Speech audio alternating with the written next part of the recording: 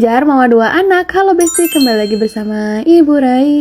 Sabenerna video ieu teh moekeun teh anu video nu poe kamari-kamari Besti udah 2 poe yang lalu pokona mah, cuman tadi edit-edit jeung da emang cuman video ieu hungkul sapoe teh kan otomatis saeutiknya. Ya sudah ieu teh dihijikeun we jeung anu poe kamari Besti. Da ieu teh moekeun teh sore-sore Besti teh baru dake cenah arulin tuh kan mararake sendal sikila can ganti baju da mengke sakalian mandina. Tah ieu teh video nu isukana. Iya mah isu-isu ya Besti. Sikila mah hayang jajan, si Raidut mah keur sare. Alhamdulillah, cuman engke teh pas si lanceukna eta keur sare, si Raidan gandeng gitu we meureunannya. Padahal mah biasana teh sarena teh bareng, esok jam 11 kete hudang teh jam 1 langsung ke madrasah kos gitu kan. Cuman si Raidan teh jojo geus hudang 4:30, cobanya otomatis tunduk kan isu-isuk teh. Teu karasa ieu teh ke jam 1 deui langsung we ka madrasah Besti. Ieu teh sikila teh udah tidur cuman sakedeung da karena gandeng, cek abi ge bener kan.